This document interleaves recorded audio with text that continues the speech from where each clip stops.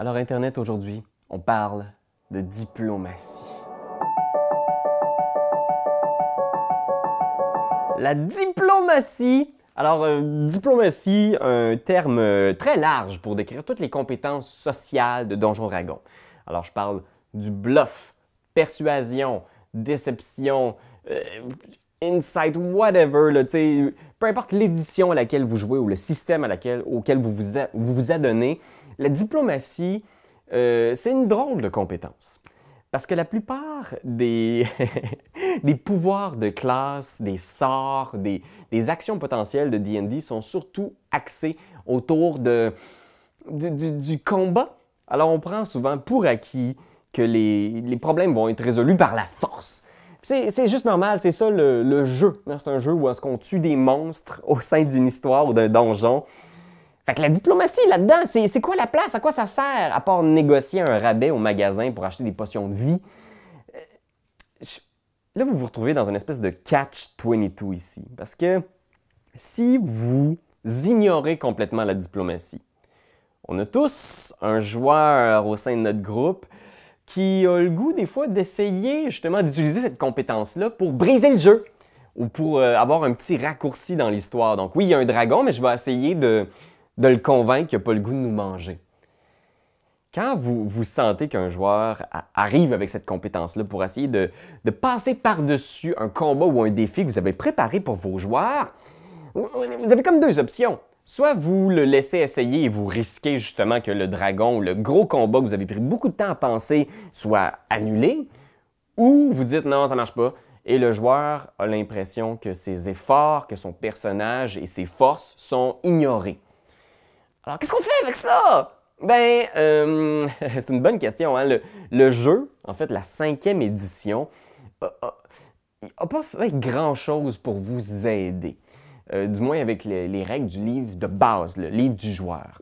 Mais moi, j'ai quand même quelques petits instincts, quelques petits trucs que j'aimerais partager avec vous pour au moins donner l'impression aux joueurs qui investissent dans des personnages diplomates et charismatiques qui peuvent avoir quand même un impact avec cet outil-là dans le jeu. Donc, c'est sûr que, par exemple, il y a certains défis que vous pouvez construire entièrement autour de la diplomatie et de la négociation. Fait que s'ils ont besoin, par exemple, de convaincre le maire de la ville de, je sais pas moi, de les laisser enquêter dans tel ou tel bâtiment, ça peut tout à fait être une rencontre uniquement basée sur la diplomatie.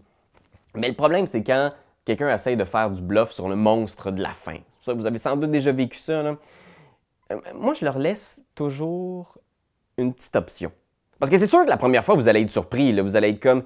Fait que là, tu essaies de faire croire au dragon que t'es son bébé. Oui, c'est ça que j'essaie de faire. Et là, tu vas être comme... Oh man, c'est sûr que ça va mal tourner. Mais une fois que tu as vu qu'il y a un de tes joueurs qui aime ça, essayer de briser le jeu avec cette compétence-là, garde en tête, à quelque part, là, toujours quand tu designs un combat, une rencontre, que tu as un petit truc spécial au cas où il essaye de bluffer ou de persuader l'ennemi.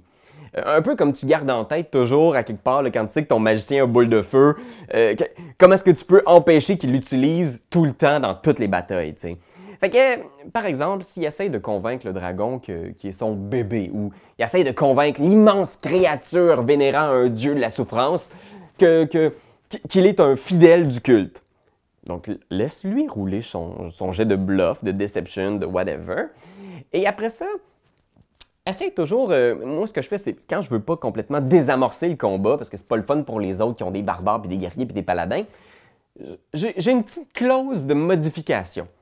Alors, si, par exemple, il arrive devant la créature et il réussit son jet de bluff, parce que la créature a vraiment pas beaucoup de psychologie, ou vraiment pas beaucoup de sagesse, ce que je fais, c'est que la créature, peut-être, va ignorer uniquement ce personnage-là et va se mettre à varger sur ses amis. Ou, s'il rate son jet, au contraire, la créature va s'acharner sur lui parce que c'est de l'hérésie. Il a fait semblant d'être dans le culte, donc là, elle va s'acharner uniquement sur lui. Si vous faites ce genre de petit effet-là, dans lequel le combat a quand même lieu, mais le jet de diplomatie a modifié légèrement les circonstances, vous allez voir que ça va devenir une espèce de petit push your luck pour votre joueur, un petit élément de stop ou encore. Est-ce qu'il essaye la diplomatie et il y a un petit avantage à ça, ou au contraire, s'il rate, il y a un inconvénient? Par exemple, s'ils essayent de... Il y a des gardes de la ville qui sont là, ils sont comme « Hey, wow, qu'est-ce qui se passe ici? Hey, avez-tu volé le magasin? » Puis qu'il réussit un jet de diplomatie, peut-être que le combat est complètement annulé, mais au contraire, s'il échoue, il y a du renfort qui arrive. Donc, de toujours avoir cet élément-là en tête pour avoir cette petite clause de modification-là si jamais la compétence diplomatie bluff est utilisée. Moi, je trouve que c'est une façon intéressante de justement laisser cette compétence-là être un outil valide dans le jeu, sans pour autant justement qu'elle soit surpuissante. Par exemple, que ce soit une façon de briser tous les combats, parce que si vous laissez une fois un de vos joueurs faire diplomatie puis convaincre le gros boss de ne pas avoir de bataille ou de finalement arrêter de vénérer un dieu diabolique, vous allez voir que vous allez pas mal péter votre campagne assez vite parce qu'il va essayer ça à toutes les batailles. Fait que justement, essayez que ça modifie la rencontre, mais que ça ne l'annule pas complètement.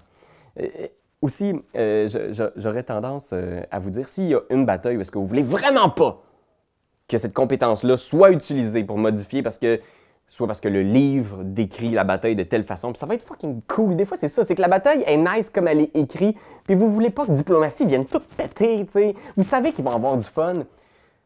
Ben, utilisez des mots puis des petits indices non-verbaux pour vraiment que ça soit clair pour votre joueur diplomate qui puisse pas le faire, tu sais. Parce qu'il y a personne qui aime ça, se faire dire « Attends, juste avant que tu roules ton diplomatie, juste pour te dire, ça marchera pas. » Tu sais, ça, c'est pas le fun. Mais si vous dites « Le cultiste vous regarde droit dans les yeux et voyez qu'il est déconnecté complètement de la réalité, que sa foi pour son dieu diabolique est telle que jamais rien ne pourra le faire changer d'idée. » Vous communiquez d'une façon indirecte que c'est pas un combat qui peut être tassé par la diplomatie. Puis si vous avez des joueurs qui ont un peu des antennes, ben ils vont vous suivre, ils essayeront pas. Puis c'est aussi vous qui contrôlez le niveau de difficulté. Alors vous pouvez lui dire « OK, roule ton persuasion et établir le niveau de difficulté à 45. » Parce que je vous rappelle que sur un jet de compétences dans Donjons Dragons 5e édition, un 20 naturel ne change absolument rien. Il n'y a pas de réussite automatique sur un 20 naturel dans les jets de compétences. Fait que vous avez une façon derrière votre écran de modifier le jet de difficulté pour rendre la diplomatie inefficace dans certaines situations. Dernier petit conseil, parce que j'ai découvert que c'était vraiment le fun. Quand un joueur veut utiliser la diplomatie ou la persuasion, demandez-lui de rouler son jet de compétences avant d'interpréter les résultats. Parce que tu sais, des fois, il y a toujours ces années-là où ce que tu fais comme... Tu fais ton gros speech, puis le joueur se donne, puis il utilise plein de bons arguments, puis il roule un 1, puis tout le monde est comme... Ah ben non, ça marche pas. Fait que roulez avant, puis donnez à votre joueur le défi d'incarner le résultat. Parce que des fois, t'es comme, hey, j'ai plein de bons arguments, mais j'ai roulé 5. Fait que, on va vous dire une bonne affaire, le roi. Vous aime pas pantoute, puis j'aime pas votre royaume pantoute. C'est drôle comme défi d'interprétation d'avoir à jouer ces mauvais jets. Fait que, allez-y de même. Roulez le jet, puis jouez-le après. Voilà, c'est mon petit conseil par rapport à la diplomatie. Fait que vous, Internet, est-ce que vous avez des conseils? Est-ce que vous avez déjà vu diplomatie gâcher une de vos campagnes? Laissez-nous vos anecdotes en commentaire. Et d'ici là, je vous dis à la prochaine. Quand t'aimes quelque chose, tu te donnes des bisous dessus. Mais comme c'est un ordinateur, tu donneras pas de bisous. Tu vas plutôt commenter, puis tu vas partager. Oh oui, partager, partager, partager. C'est la leçon de Jésus!